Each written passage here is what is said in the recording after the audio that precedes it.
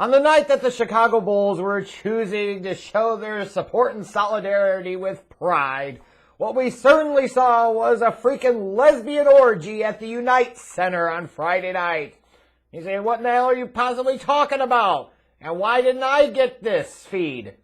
Well, it's just because there was no real D to be found anywhere. Not a single bit of D the whole night.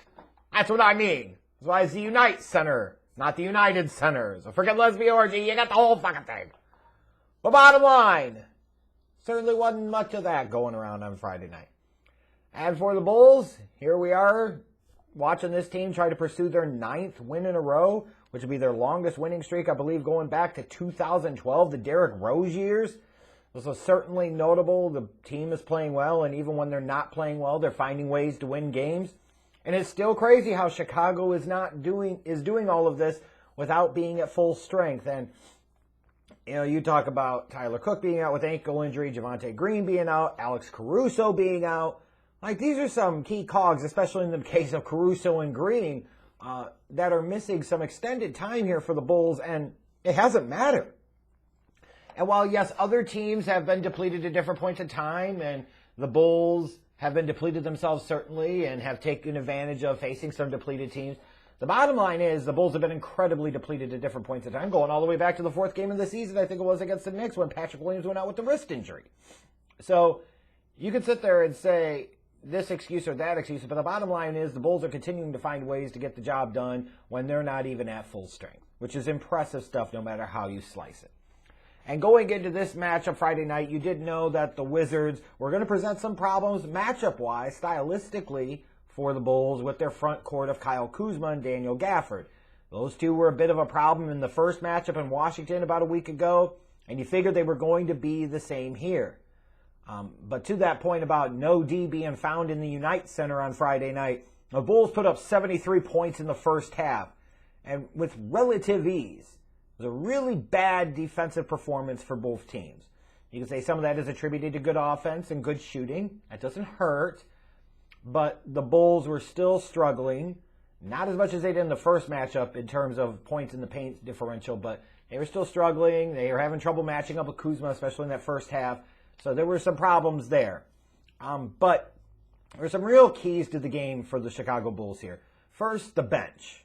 The bench was great. They outscored the Wizards 52-29. Been really impressed, I got to admit, with how Kobe and Ayo have been able to play together and play well together. Does not change my viewpoint that at some point in time when you do have all the pieces back, like, you're going to have to make some choices in terms of minutes, and that Kobe White is still expendable. And if anything, now was a perfect time to trade him because he's driving his trade value up a little bit. But for the moment, when they're still somewhat depleted, that backcourt tandem of Kobe White and Dosunmu are playing well together, and I'm really happy with the fact that both are getting equivalent minutes. Because that was one of my frustrations was Ayo could do some good things, but he's getting 10 to 12 fewer minutes a night than Kobe. Imagine if he actually got the same number of minutes that Kobe White did. Well, he did get the same number of minutes that Kobe White did. They both got over 30, and they both played really, really well, and they played well together, which is interesting. The Bulls had 34 assists on 48 made field goals, so they did a good job throughout the night, moving the basketball, especially around the perimeter, finding the open man, getting to the open shots.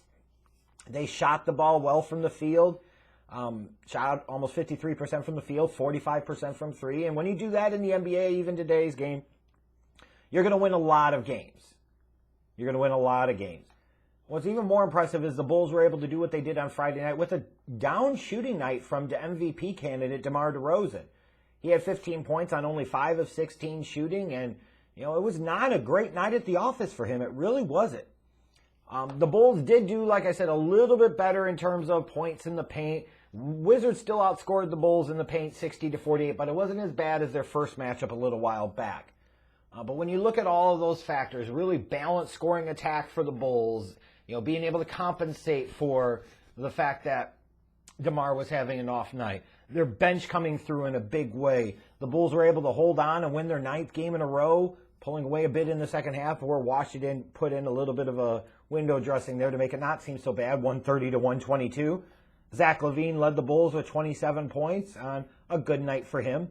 Like I mentioned, Kobe White had 21. It was a really good performance for him. Lonzo Ball with 18 and Ayo Dosunmu with 18 points. So you're looking at these two kind of point guards, these combo guards coming off the bench, and Kobe and Ayo combining for 39 points. They were a problem in this game for the Wizards.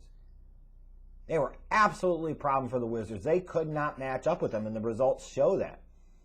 You know, the one thing I'll say, Vucevic with the 16 points and 14 rebounds. You know, I was watching the Wizards broadcast since I live in the RVA area. You know, I couldn't watch the Bulls-Wizards game on my league pass because it's blacked out. But it's nice to get out of the Bulls bubble a couple times a year and see what other people are saying about this team, what other, you know, media members from other cities, other teams are saying about the Bulls. They were really impressed with Ayo Dosunmu.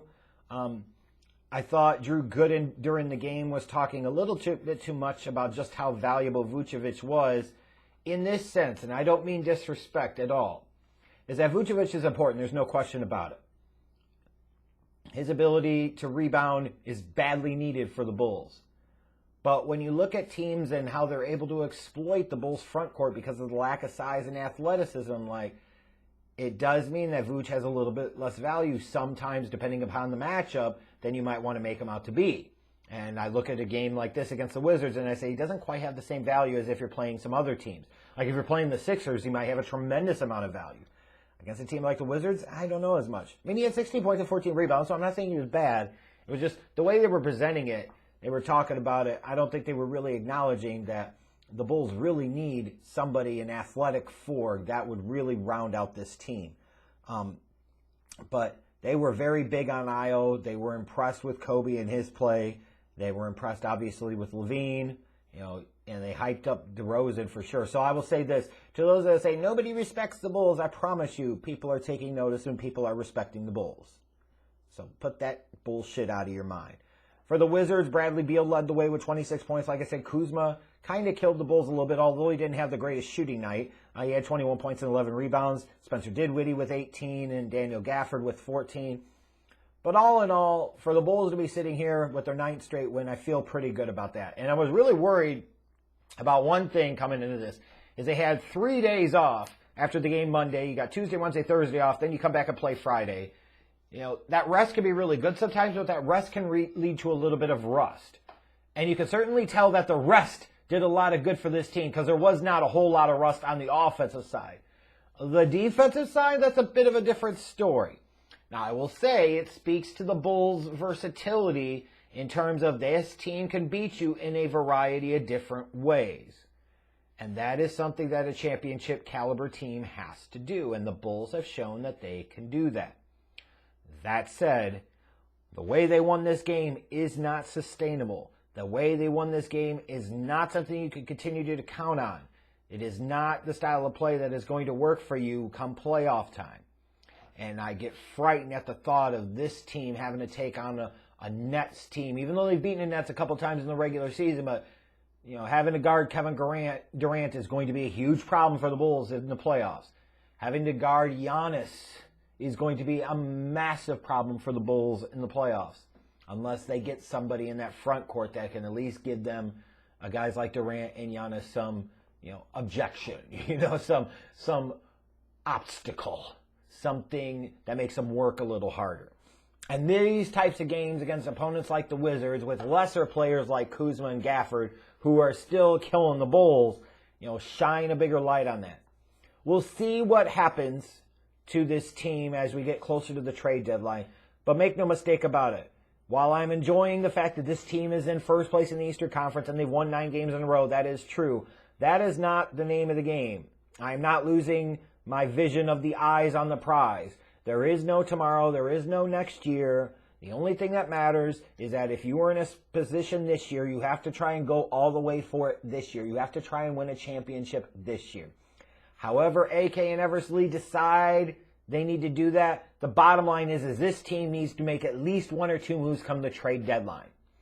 And that means Bulls fans are going to have to change the mindset. If that means you deal with Kobe White because his trade value could never be higher in order to get the size and the front court athleticism that Kobe White does not have that you clearly need, then that's what you have to do.